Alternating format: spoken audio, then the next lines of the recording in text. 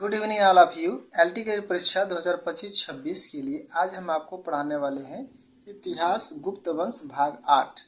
इससे पहले हमने पिछले वीडियो आपको पढ़ा दिया है। अगर आपने नहीं पढ़ा है तो प्ले लिस्ट में जाइए, वहाँ से आपको सहज मिल जाएगा। देखिए, ये ऐसे क्वेश्चन है जो परीक्षाओं में कई बार पूछे गए हैं और यहाँ क्वेश्चनों से रिलेटेड आपको अन्य फैक्ट आपको मिलने वाले हैं। तो आपको एक ही से कई फैक्ट यहाँ पर आपको उपलब्ध करा रहे हैं। तो वीडियो को आप लोग पूरा देखिए और अच्छा लगता है तो एक लाइक ज़रूर कर लीजिए और ऐसे वीडियो प्राप्त करने के लिए चैनल को एक सब्सक्राइब आप लोग जरूर कर दें। पहला क्वेश्चन है कि हिंदू देवी देवताओं को समर्पित सबसे प्राचीन मंदिर किस काल में निर्मित हुआ।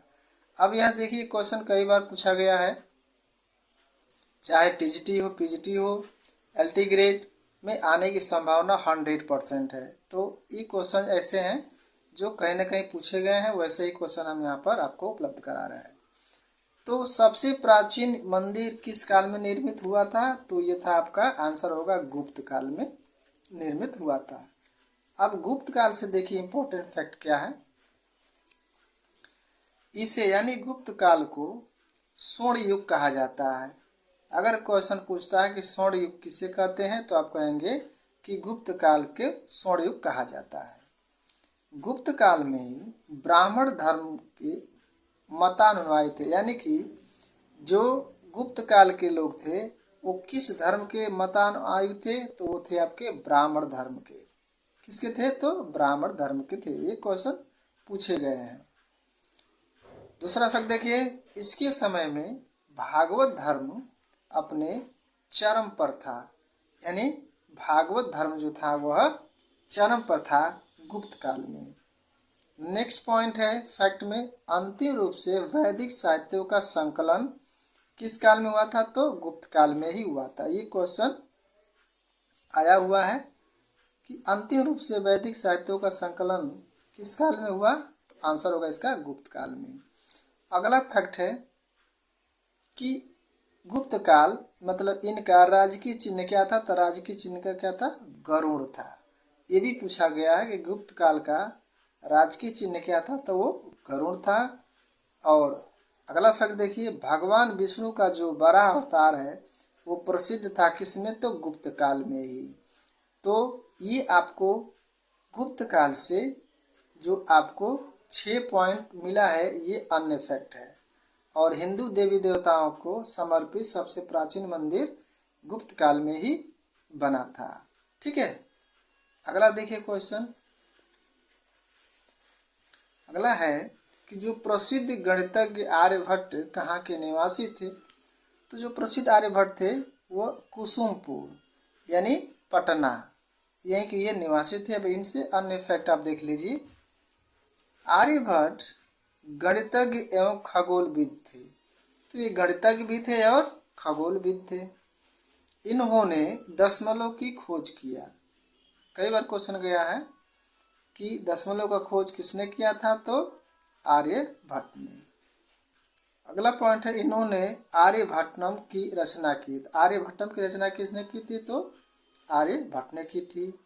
और इन्होंने ही बताया कि पृथ्वी सूर्य के चारों ओर चक्कर लगाती है। देखिए क्वेश्चन पूछे गए हैं, अगर आप परीक्षा देते होंगे तो आप कहीं ना कहीं जरूर देखे होंगे। इन्होंने बताया था कि पृथ्वी जो है सूर्य के चारों ओर चक्कर लगाती है। ये किसने बताया था, तो आर्यभट्ट ने बताया था। और इन्होंने आर्य सिद्धांत, सूर्य सिद्धांत लिखा। तो आर्य सिद्धांत और सूर्य सिद्धांत लिखने वाले कौन थे, तो वो थे आपके आर्यभट्ट थे। तो आर्यभट्ट से आप देखिए 3-4 फैक्ट है। इसमें से क्वेश्चन निश्चित रूप से आपको पूछे जाएंगे, निश्चित तौर पर पूछे जाएंगे। इसलिए इसको जो है आप स्टार लगा लीजिए। क्या लगाएंगे, इसको आप स्टार बना लीजिए। अगला क्वेश्चन है, किस गुप्त राजा ने सर्वप्रथम चांदी के सिक्के चलाए। तो किस गुप्त राजा ने सर्वप्रथम चांदी के सिक्के चलाए, तो इसका आंसर हो जाएगा चंद्रगुप्त द्वितीय। कौन चलाए थे, तो चंद्रगुप्त द्वितीय चलाए थे। अब इनसे जो अन्य फैक्ट आप देख लीजिए। अन्य फैक्ट में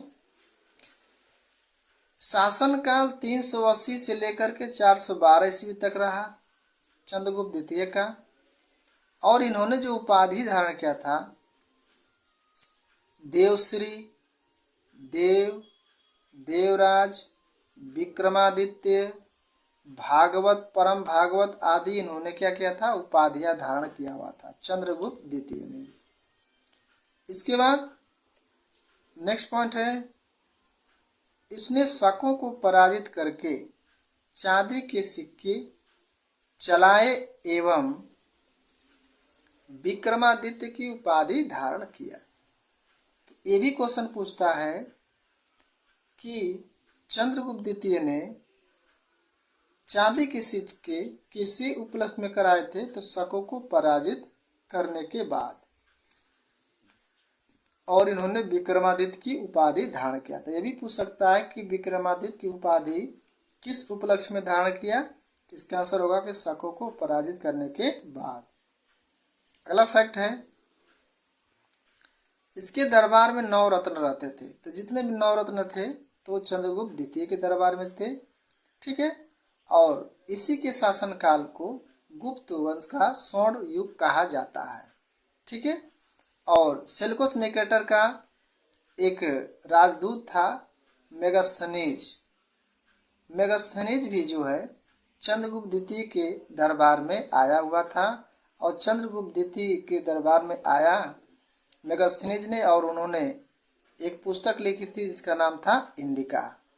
इंडिका नामक पुस्तक उन्होंने लिखा था।